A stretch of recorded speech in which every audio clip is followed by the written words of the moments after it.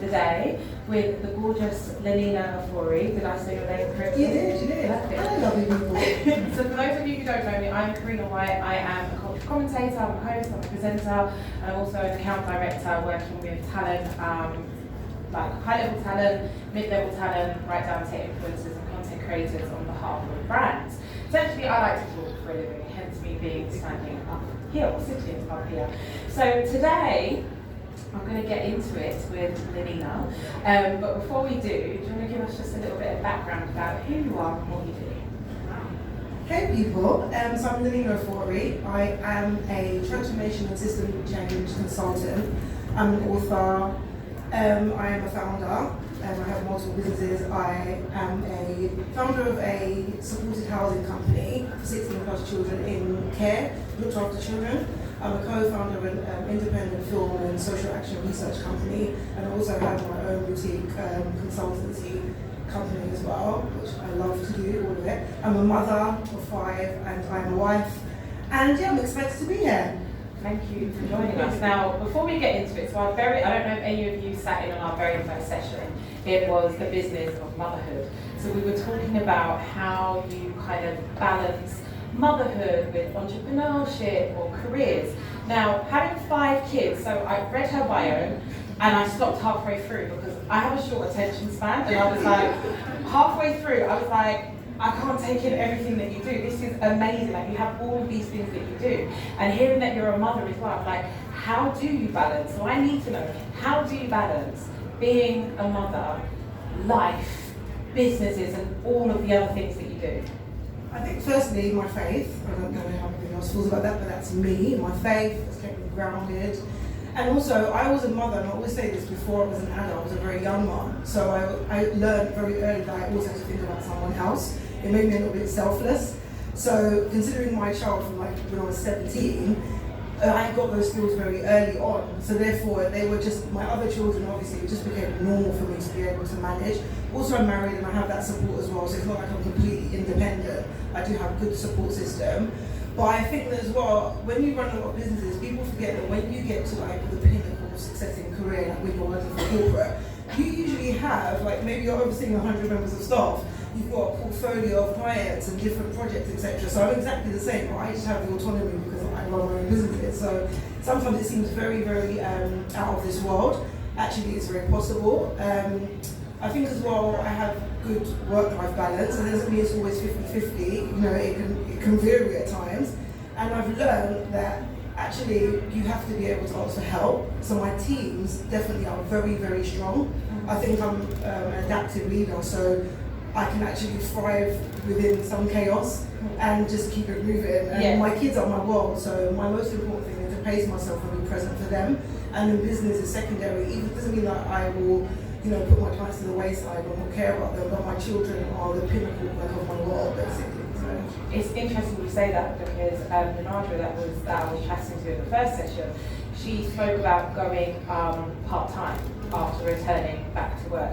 And she actually has 5 children as well. It's like 5 children under 10, and she homeschools them. And I'm like, I don't know how anyone could choose, like willingly choose to homeschool their kids after COVID, but that's another story for another day. But what she did say that was really interesting is she said when she returned to work after having her first child, she was also pregnant with her second child when she went back to work. She was really 4 months pregnant. But she was very intentional about asking to go part-time and to work certain hours, and she basically said that she makes sure that work fits around her and family life and not fitting family around work, which I think is actually a really good piece of advice, and similar to what you were saying when you say like your children are your pinnacle. So let's just go back.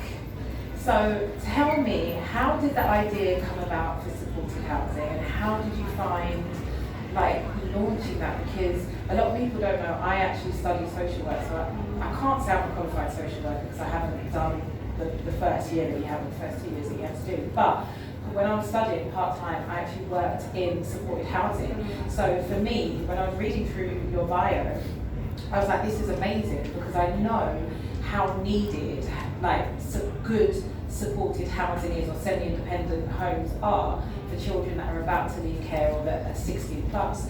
So tell me, how did that come about? Okay, so I was 17 when I got my keys to my first house. I was 17 with a child. I didn't move in until after I was 18 because my stepfather had done it up and all the rest of it. But when I got there to the house, I realised how lonely I was, and I realised how ill-equipped I was. And it wasn't because I didn't have good parenting or good family or support system, but I had never been alone with a child. It's a lot of responsibility. And as I was growing up and having other children and my husband as well, we sat down and we was like, actually it was really hard living by yourself, and look at some of the skills that we didn't have but we survived. It actually is really something that's necessary for the most vulnerable. I wasn't actually a looked after child, but I was still very vulnerable living by myself, extremely vulnerable, and faced situations I would have never faced if I'd stayed at my mom's house. And I knew that there's certain houses and provisions that are out there that are not quality, they're not quality, but we all know it. And I wanted them young people to have houses that look like houses that I would live in with my own children and my own family, for them to feel warmth and love and to have good decor and nice furniture from decent places. And we sought out like business partners, two of like our oldest friends.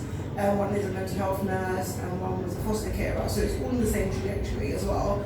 And we literally worked for 2 years, like to think about the ideation, like really to work from what I was saying I wanted to do and to make it manifest. I like wrote all the policies myself. We literally sat down and grafted this whole thing out. And we worked there ourselves for a year because we bootstrapped. We used our own money, we didn't have investment. So we literally had to, as they say, take the L, where you cut back in your own personal life, your own personal spending, and put it into your business and just have that faith that it will work. And now we've been going for we're 4 years. We have multiple houses. There's probably like 16 of us. We have like 14 strong team members, and it's very, very powerful. I think that little kind of vignette of information makes it sound really easy, but it is one of the hardest businesses that I've ever had to launch. And I think because my emotions were very much inside of it, it made it harder. I've learned not to be so emotional in business anymore, but at first it was very emotional because actually not having investment, that's emotional when you've got 5 kids, because if that doesn't work, that's a problem. That's a big problem. And also I feel that because it was so close to my heart and something that myself and my husband had kind of dreamt about for, I think it was maybe even 20 years, maybe not 18 years before we actually said, okay, let's do it. So we've been talking about it since we were young, and then it's happened. So yeah, I think anything's possible. Wow, it's really interesting because I know when you speak to founders of businesses and you say, how did it come about? They'll say, oh, well, there was a problem that I encountered and I was like, how can I solve this problem? Or how can I come up with this idea that's going to make my life easier? But you didn't do that. You kind of, something happened to you that you experienced and you was like, actually, I don't want other people that ultimately are going to be in that situation to feel the way that I felt when I experienced something similar. So I guess it is kind of similar. So you launched this business. What were the key challenges that you faced? Being black would be the first thing. I think as well, I've got lots of experience and I had the acumen to do it. I was a consultant when I started. I was already advising other people on how to do that business, and I was advising them and making them money. So I knew that I could do it already. However, when I walk into a room as a black woman, and sometimes young people think I'm younger than I am, then you have to do, you have to almost, I have to say, oh yeah, I'm 40 something years old, I have to prove and prove. And for me, I'm quite a rebel, I'm not kissing anyone's backside, I'm a big woman, there's no way I'm going to kind of like fight and push and kiss someone's backside and make you feel good and rub your ego to get what I want. I know what I'm worth and I'm going to kick the door down, you're going to let me in. But that's obviously the battle that I was going to face, and I knew it. I think another battle was as well exhaustion. I work really hard and I know that I do, and I've learned now to rest. I actually go to bed at decent time, and hallelujah. But at that point, that was very hard because, as I said, I'm a very present parent and a present wife. And that is a very big dichotomy if you're trying to also be a present entrepreneur, because there's no way you can start a business and not have some late nights. You're going to have late nights, you're going to be tired sometimes, but there's a thin line between that and not using wisdom. And I think that was where it was like tipping over for me, where sometimes I wasn't using the wisdom. I've learned now, but at the beginning I just wanted it so badly. So that was one of the hardest, not being let in instantly, and also having to fight to get what I wanted and just being very, very tired. I love when you talked about knowing your worth and knowing your value. How did you get to that point? Because in theory, it's great to want to know your value, know your worth, or believe in your product, essentially independent housing. How do you get to that point where you're like, actually, no, this is what I'm worth, and I'm going to stand strong in knowing that that's my worth? I think value. For business, I think it's because you can do the market research, you can see what's out there, and you will know that other people are existing in very mediocre settings, and they're getting away with it and they're getting paid. And I don't see myself as mediocre, so I'm looking at these other people and they're actually doing the work, getting paid. They're even winning awards, some of them. But in saying that, I don't like look down that they're doing what they're doing. That's their 100%. I knew what my 100% was, so that was number one. And secondly, I'm raising children. Especially, I've got 5 children, and my two eldest are girls, like my and my oldest is 25. So as I'm trying to champion her and say, oh, you can do this, how can I not believe in myself? That would be crazy. I'm telling you her, you're wonderful at what you're doing, and I'm not a hypocrite. So I had to believe that for myself, I think. In business as well, when you look around, there's lots and lots of people doing similar things, and you can look and be inspired by some people, but then you also should be looking at the people who are doing it at the bottom, and you're like, I never want to be like that. And you can actually measure yourself, not as a human, but business I'm talking about, never measure yourself to humans, but business-wise, you can measure your business to somebody else and say, okay, that's a beautiful standard, I want to be there. And I think there were a couple like that I could look and say, that looks good, that's quality furniture, that's a good service, that's a good team, that's the training you need, etc. Yeah. And what other quality? You mentioned your team a lot of times, and the value, I guess, the team brings you in also being able to run a successful business. Yeah. So in terms of team members, what sort of qualities do you look for? I think authenticity. So I don't expect my team members to be perfect, and I always say to my business partners, when we're getting team members, I want it to be like a jigsaw. So I don't want like people say, oh, I want 20 people who are all amazing at this. I'm not like that, because we have staff members who are neurodiverse, we have staff members who actually only can work certain hours, who are parents, etc. But together it's like a beautiful jigsaw. So we've got those who are amazing at admin, those who are life coaches, those who are personal trainers, those who are the amazing cooks. So when I go there just to the dumplings and I can sort of, I'm like, yes, this is the stuff that I want. I just want all of them to be authentically them. So they bring their gifts and their talents to our business, and that's what we benefit from. We're not trying to make like little clones of ourselves. We just want the people who care about the young people, and they have like this deep innate desire. It's not anything, we can offer them training which they get, but it's something innate that makes you want to do work with young people.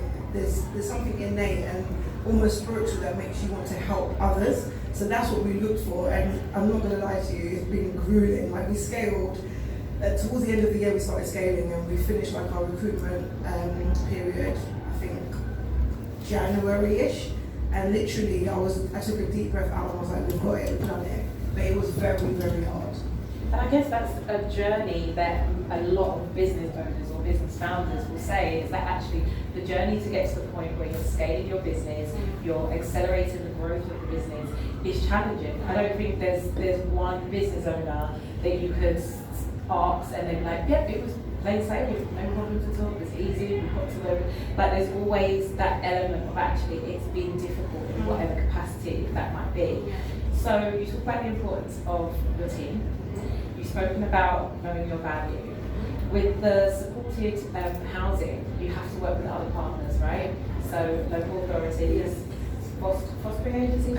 So 16 plus. 16, okay, so local authorities that have children that they have a duty of care to house, right? Or to look after. How have you found having to work with stakeholders? I think, because essentially, having a good relationship with those stakeholders impacts how successful your business will be, right? Because then I'm hoping everyone knows how supported housing works. Yeah, do you want to quickly just... Yeah, so I deal with mainly commissioners, but I'm quite personable and I'm straight to the point. So I've got a really good relationship with the commissioners now. They know that I'm kind of no nonsense at local authorities. And I write most of my tenders, and I win my tenders as well. So I know what I'm putting in there there's truth. I know what we have to deliver when I'm negotiating contracts because I'm saying what we're going to do. So therefore, it's just for me to relay that to the other directors and the manager who make sure that the staff team know exactly what's happening and what they're meant to do, and they get that done. So everything falls back on me, if not, like, you get what I mean, as the managing director. So I feel like that relationship is paramount in the business. But I've actually enjoyed it. It's helped me to grow as well. I've always been quite a nice person, kind. I don't like the word nice actually, because that makes you sometimes a bit silly if you're too nice. But I was very kind, and I didn't realise that, you know, some places, they will take that for weakness, number one, but they want to see how much they can pull and prod, and also it's public spending, so sometimes they can be really tight, and actually a young person may need more, and they have to balance out, are you trying to do it for the business, or is it for the young person's needs? And actually they have people that they're accounting to as well. So they've got that tension, and I think I respect that tension now. I never understood it at the beginning. So now we can have really open conversations. I'm doing a doctorate in children and young people services, so when I talk to commissioners, now they just listen to what I'm saying, because I'm writing policy, I'm working in the same sector as them, I'm trying to make it better. So I feel that that's really helped me. And so, what I find really interesting is everyone always complains about local authorities, and obviously, like you said, public spending. Was there ever a time that you thought actually, as a private business working with a public business or public stakeholder, has there ever been a time that it's got so difficult that you thought actually, I don't even want to do this anymore? Like, no. Yeah, I think I've always made the joke that I should have opened a sweet shop because it's really hard. But if I was doing it for money, I wouldn't have as many staff as I have, because to be quite honest, like, people do it because they think it's very lucrative, and it can be a lucrative business. But you have to want to do it for the right reasons, because when you start doing a supported housing company for the right reasons, you do spend a lot of money, because you're trying to always make sure everything's perfect for the young people. So I'm not in it for that, because of the point, obviously, yes, it's a business and I want it to be successful, I need to have legacy for my family and my partner's families and stuff like that. However, I want to do it for the young people, and that's the most important thing to me. I feel like when you're working with local authority, it can be problematic, and there have been times where it's been very stressful, and whereas I can leave the manager to deal with it, which is fine, and she can, and even other directors, maybe we can conversate. But because I'm the founder and the managing director, I always want to take it on my shoulders. So I think that really I've never wanted to walk away from it. Not yet. Not yet. Because of the reasons, that's why. Yeah, and I guess it's something you were passionate it's about. from my heart, yeah. It's something you're passionate about. So you spoke about writing your own tenders. Mm-hmm. Can you give advice in terms of negotiating fees, negotiating, I guess, it's not necessarily a salary, but negotiating your fees with your stakeholders? Yeah, I think, firstly, most people, when you go out and do this business, you will know how much a council pays. Their information is quite open, and if you're going for any tender, they'll tell you kind of what the base rate is, etc.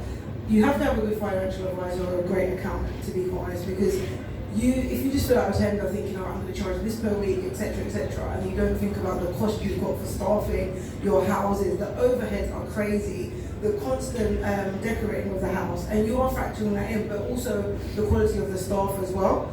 I think with tendering as well, you can speak to local authority before you apply for it. A lot of people want to look like, oh, we want to know what we're doing. Like, you want to show that you may not know that you don't know what you're doing. But no one's perfect, and they're very aware of that. They usually have workshops and sessions and like surgeries to talk to them about what the actual budget that they've got.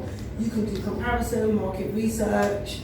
I think another good thing for tendering. Always read the local authorities' children and young people plan. I always read them, and I look at their biggest issues and what their budgets are for those issues. So therefore, I'm not just like a supporting housing provision, I'm also offering support in other areas, maybe around youth offending. So that's an add-on and a bolt-on, and they have a budget for different things. So it doesn't seem that you have to go in there and just be charging any like grandiose amount. Yeah, you can literally have these other services that you're bolting on, and I think it's really important to know the councils that you're going to based in, because every council has a different need.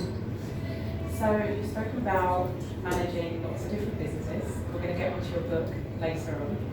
How have you managed to manage multiple businesses as well as studying? You said you're studying for a master's, PhD, doctorate. Sorry. Guys, can we just give her a round of applause for that? Yeah. That is very, very impressive. How do you manage it all?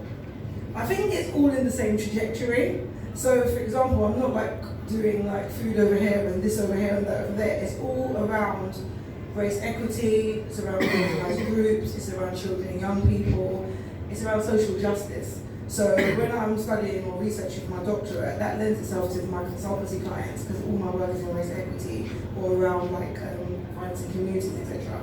And then obviously that lends itself to the business because if I see anything new or I'm using new methodologies, I can talk to my team and say, look, I'm implementing this over here. Actually, I think we should try and roll this out within our company as well.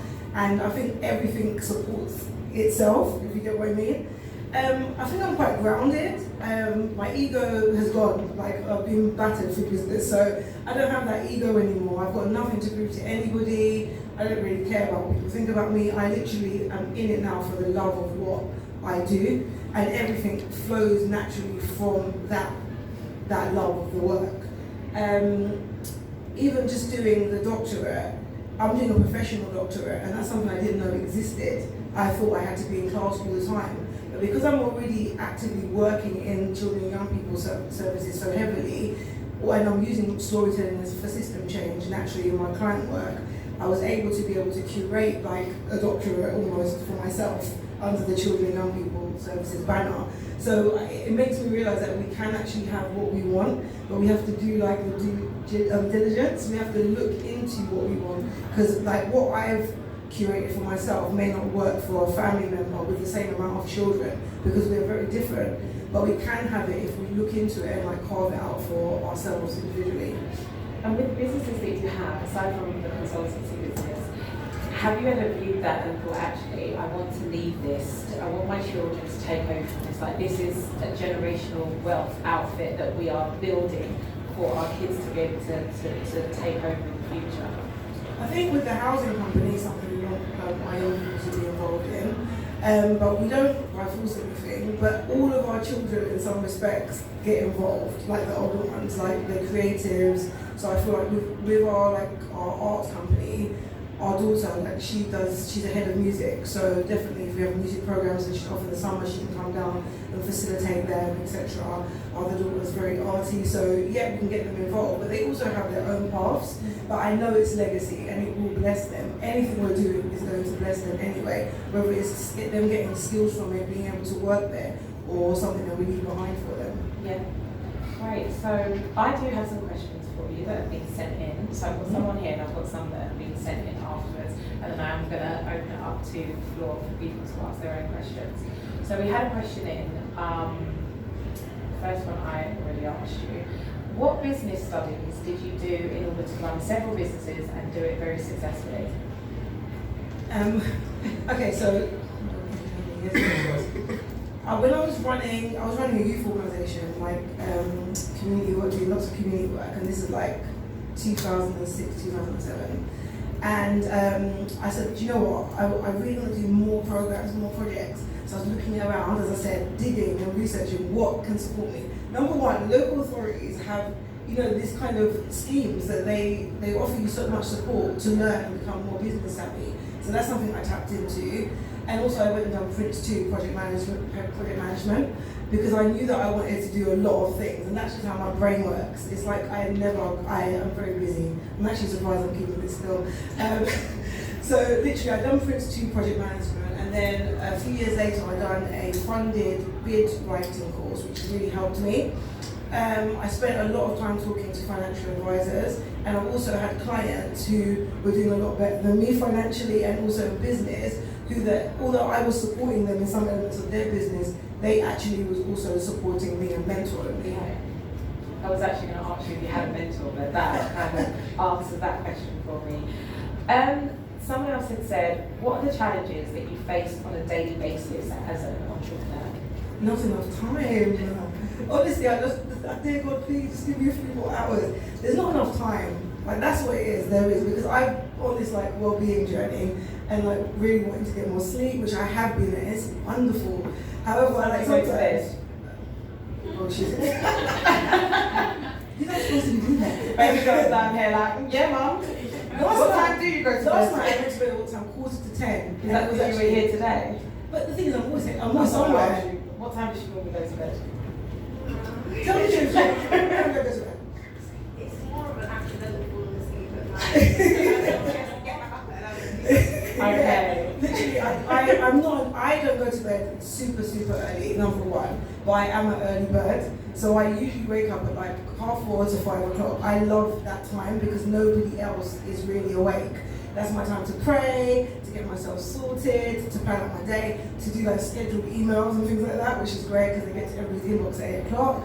But really, that is the biggest thing. There's not enough time. That's, yeah. I think it's one of the things that as business owners and as people with careers, we always feel like, especially when you're a mum as well, that you don't have enough time. Like you're just winging it and finding pockets of time here and there when you can.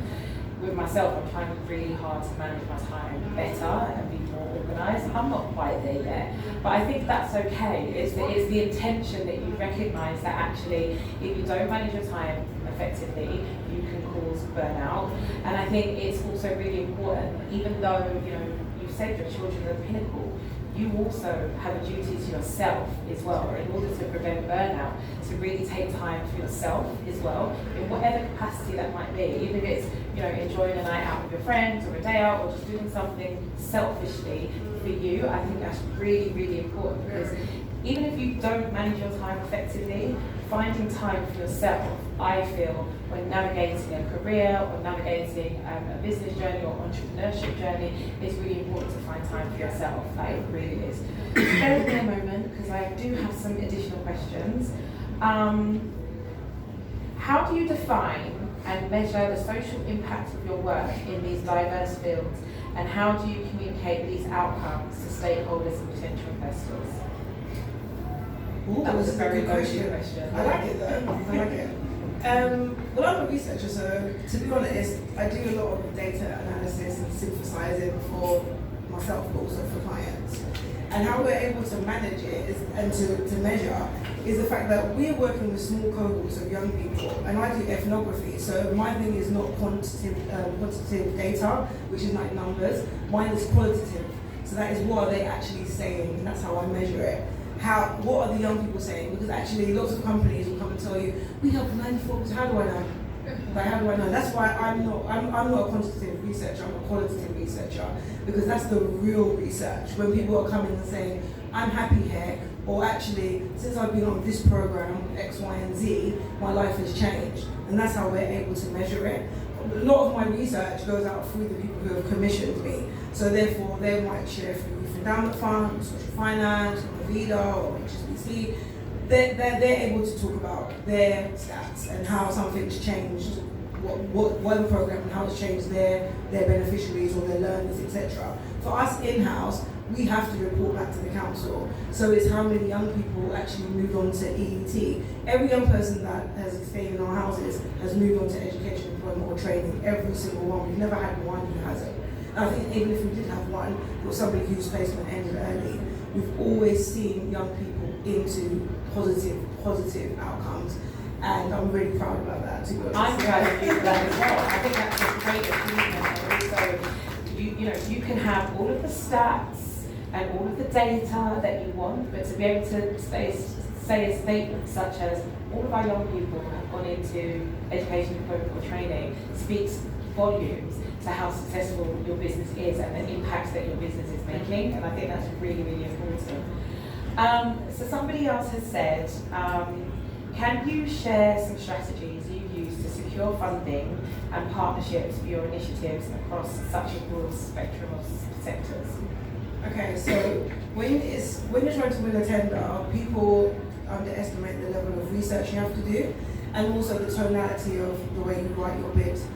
Because as much as if you're doing a tender for something like technology or I don't know, like mechanics or some engineering thing, it's different. When you're doing a tender for working with young people or about race equity or something that's very emotive and very close to people's heart, you have to show that you actually care. That's number one. I'll go back to what I said before about reading the local authorities, children and young people plans or their adult learning plans or whatever you're tendering for. You need to do the right amount of research. And people don't always want to do that. I find a lot of people say to me, oh, can you help me write a tender? And if it's a short period of time, I'll say no. Because actually you're trying to get money, but do you know what it is? In order to win it, you have to be in it for real. You have to actually understand it. I get the kind of tension between business trying to stay open, organisations and grassroots especially, and the need to quickly fill out a tender. However, for me, if you're going to do a tender, you have to work with your team's skill sets and actually the niche or the niches in your business as well. How I've won tenders in the past is knowing the sector and the work that I'm doing and knowing it really well.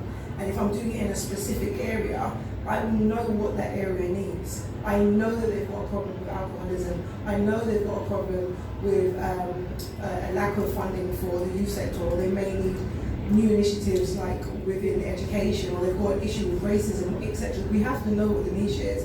You're not going to win a tender usually if you're just blagging it. Even though in saying that, on the flip side, a lot of the heavy hitters will win, the same people sometimes win the same tenders. And the way that you can overcome that is actually getting in and in front of the people who are offering out the money. And I said that earlier as well, don't be afraid to reach out to those people who have put the commissions out. That's how I've always won tenders. I've literally contacted the people and said, look, what exactly do you want? I can see what you've written here, but let me make sure for clarity I've got it right. Because everybody writes differently and everybody thinks differently. We're brought up differently, so when I'm reading something that you're writing, I may not even interpret it in the same way. And that shows them also that you actually care. You're not just like filling tick box, send it in. You're getting to know them, and then you build this rapport with them. And if you're a personable person and actually you're genuine, usually if that person giving the funding out cares about what they're giving the funding out for, they'll connect with you. Because what's for you is for you. That's why I see tendering as well. If I'm meant to get that tender, I'm going to win it. Like, if somebody else is, then well done to you. And that's it, yeah. I think it's really, when you talk about building relationships, also knowing, researching about what it is what the problem is or whatever, I think you can apply that to investments as well when you're trying to secure investment. Yeah. It's no point ringing you and saying, Lennina, I want you to invest in my football business when you actually have got no alignment. Exactly. My son's a football business. Yeah. But you know what I mean? Any of your businesses don't actually have an alignment. And we see it a lot that people are like, oh, that person looks like they've got money, I want them to invest. But actually, they've got no interest in what it is that you're doing. And actually, you putting the effort into asking Lennina for investment when actually you could have gone to Bob, who genuinely is committed to investing in sporting or football or whatever it might be. So I think it's really important for people to know the audience that they're trying to approach from an investment perspective and put that research into it and give valid reasons as to why they would want to invest in your business or whatever it is that you're looking at. So just add to that, when it comes to the investment side, I think as well, if those people have a commitment or they want to invest in something like that, then actually there'll probably be less problems along the line because actually they care about it. Yeah. So, yeah. But also if they care, they'll know a lot about it. And you don't want to be tricked up, so you want to know as much as they do, plus add a little bit more tax that actually I know a little bit more, so I can also be educating them along the way of trying to raise that investment. We have another question. Okay. Could you share your insights on how you navigate the delicate balance between creating a positive social impact and achieving profitability in your business ventures, especially when working in diverse fields like youth work and health? Okay, this is a good question. I'll tell you why. Because you touched on it earlier on as well. Yeah, I think because the joke that I made the other day to a very, very big client. He was talking, he was negotiating a figure, and I said, "Why do you look so nervous? Money is printed every day. money is printed every day. We have to take that in. I'm not, like in the West Indies they say Friday and Friday. I'm not frightened about money. I don't feel frightened when I hear figures, etc., 6 figures, 7 figures, because money is printed every day. When there's an issue in the society like with COVID, that showed you that money existed before. They had a COVID relief fund so quickly because the money was there. And I might sound a little bit, but it's the truth. So I never worry about things like money. And I think that when you're looking at the business I'm in, of course people can say, oh, and you've seen the headlines, right now the 16 plus is being regulated because people have just used it to make money. But you have to know your heart, number one. If you've done it genuinely, you have nothing to be worrying about. A business that is doing well deserves to make money. A farmer always reaps from his harvest, that's what I believe. So even when I go out to do consultancy work and it might be social impact, those organisations that are commissioning me have the budget. The government has given them money to find experts like myself who can do the work and put things in place. So therefore I will be paid. Like my daughter said, sometimes I'm actually still up working at late hours, I might not have typing. I deserve to be paid for that. I deserve to be paid for the 20 odd years worth of studying I've done and grafting while having 5 children. I deserve to be paid for that. Every single experience that I've been through has made me and given me the information I've got is worth something. And it actually means that clients who commission me don't have to have those experiences, whether they're good or bad. They don't have to go through what I've been through. They don't have to go to the university classes I went to. They don't have to have the jobs I've had, good and bad, to get these experiences. They pay me for that. So therefore, I have to know, as you know, my worth, like I said earlier. So I don't have any problems with that. Because people are getting paid for nonsense at the moment, to be honest with you. And if we talk about football, people are getting paid ludicrous amounts of money to kick a ball. And there's real issues going on in society. So those of us who are able to fix it deserve to get the money that we deserve. I've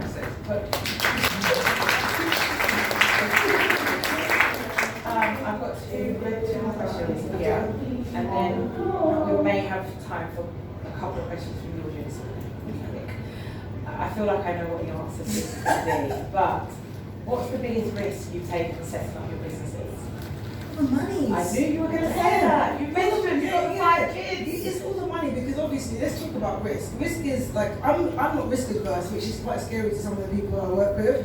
Like, I was like, no, we can do it.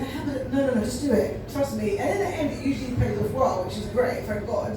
And there's times when I'm even scared. I'm not going to lie to you, but sometimes that's the only way you're going to do it. Like, if you're doing it safely, it doesn't usually work. And actually, there was a time when I always talk about this, when I used to buy everything orange and white from Sainsbury's. If you know Sainsbury's orange and white, that means everything is basics. And it was basic. We lived in a beautiful home, but everything was basic. The food was tasting good still. We served the same seasoning, everything was fine. However, we had to do it. And the children didn't know any differently, to be honest, and actually have a very good life now because of it. The risk was there because it needed to be there, but it was the money, because God forbid it hadn't have paid off, or nothing good had come from it, there could have been a lot of resentment. And my family, as I say, comes first, but it was a risk. Yeah. I think it's important to take risks. I'm a risk taker, I'm a rebel, I'm just like, my motto is, it will all work itself out. Things that we stress about in a week's time, the following week, you're still going to be stressing about, or will it have figured itself out? It always does. But, is there anything you would do differently? I would have asked for help earlier, I think. I would have got an assistant earlier. I have a VA now, which I need, but I've done a lot by myself. And I've got a lot of capacity. Are you the assistant? No, it could never be her. As much as she's great, she's my daughter, so I try not to give her too much pressure. But yeah, I have a virtual assistant. I had a PA before, and like literally when I was testing it all out, I was like, why don't I do this earlier? And because I've got very big capacity, like I've got capacity, I can manage quite a lot. Because I've survived in like tumultuous situations. Now that my life is calm, actually this is easier for me. So therefore, I never thought I needed help. And obviously, hyper independence is a bit of a toxic trait, and that was mine. I'd done a lot of things alone because I was alone from very young. But I learned that I needed to ask for help along this journey. And now, I delegate with grace, I'm happy. I take the help because I do need it, and I can't build by myself, and I've learned that, and I wish I'd learned that earlier, but I know it now. But for you guys who are here, when people are offering you, just never have false pride. Never think, oh, they're going to think I don't know what I'm doing if I take their help. Take it, because you actually do need to do it. If you're trying to build massive things, I'm trying to build massive things, groundbreaking things. I want to change the system. That is not small. I cannot do that just me, Lennina. So I need the help. And if you're trying to do great things, and I'm sure you are, just take help as well if you're offered there. And on that note, does anyone have any questions? Okay, I did this earlier without falling over, so let's go. Really, I just want to put my trainers on, guys. But I try to look cute for you all, you know? Okay. Good evening, everyone. My name is Naomi Lennina. It's a pleasure to meet you and to hear you speak about your experience. It's been inspiring. I wanted to ask, as a business owner, what would you prefer? Is it a VA, a PA, or an EA? Like an EA? Oh yeah, so an EA, I actually want an EA at the moment. An EA is an executive assistant, and because I've got multiple businesses, I wanted someone who works across all of them. But because I'm quite nomadic, like I have office in Port Royal, but I work from home a lot, I work from my clients' offices, it wasn't really fair because I felt like I wanted to be with that person more. So a VA works for me because I do a lot of things in different places. So as long as that person gets the job done, I'm happy with it. But if you're a stationary business, if I was based within like my office, one office all the time, I would just have a PA that was with me and then I could liaise with them. But I think a VA is fine if you're moving around or if you're working from home or remotely. Yeah, I think it's having had experience of EAs, PAs and VAs, I think it totally depends on what works for you. Like Lennina said, you may be comfortable having someone that is virtual and that's not with you in the same place and just sending them jobs to do. An EA, in my experience, if you've got multiple businesses and you're here, there, everywhere, they can actually come with you to certain places but manage all aspects of your life. So literally personal stuff as well as business related stuff.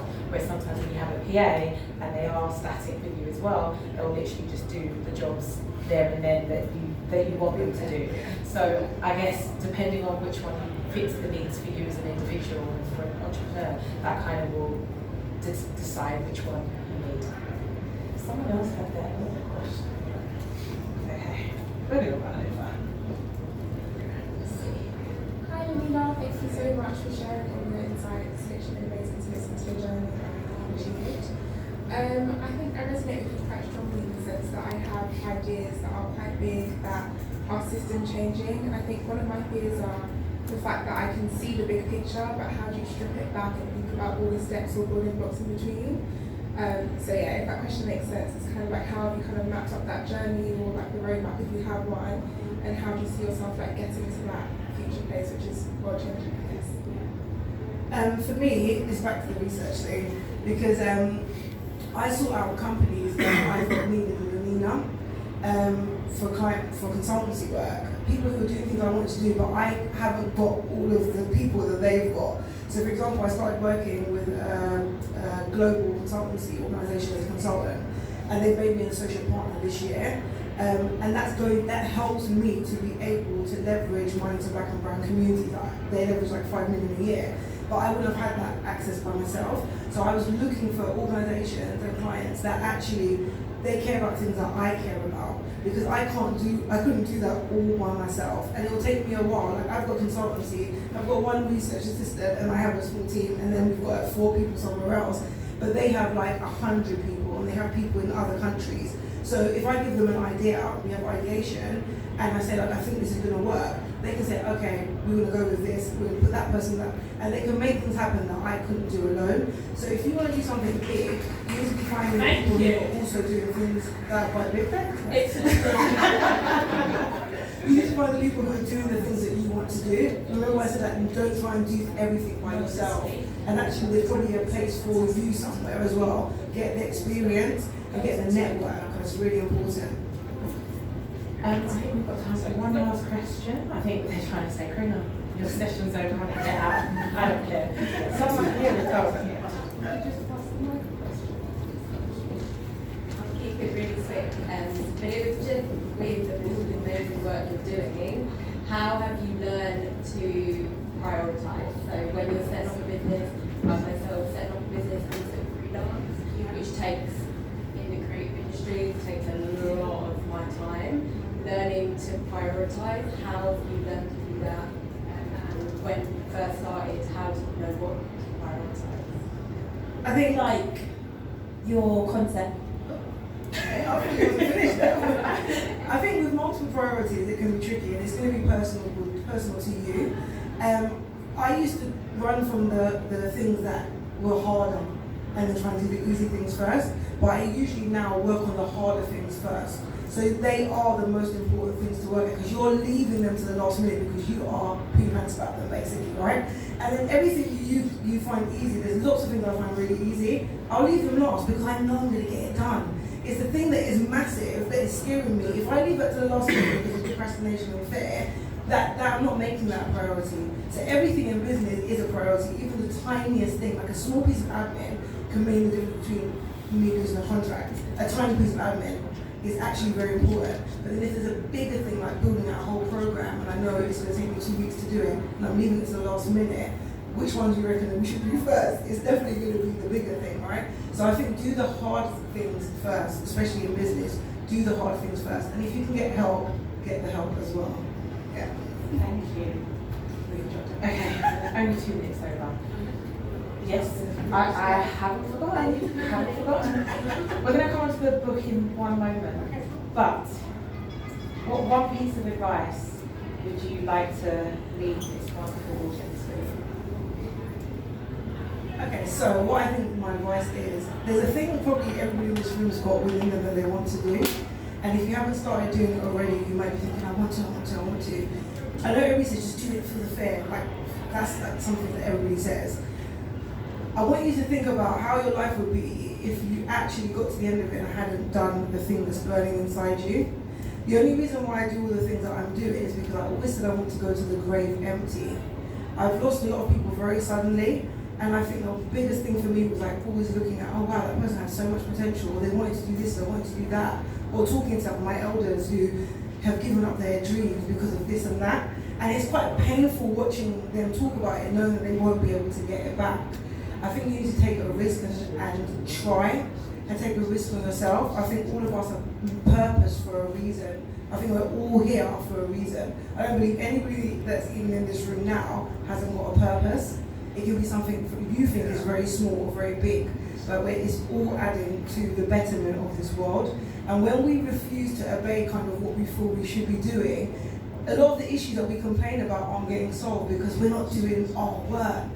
Like, we've all got like different roles to play in this world, and when we don't play them, the things that are causing the problems and the way that we look at the world and we're like, oh my God, it's awful, it wouldn't be such an awful place. But there's lots of people just not being obedient to the unctions that they've got and working in the giftings that they've got, because your gift makes room for you. Work and move in your gift. That's what I say, move in your gift.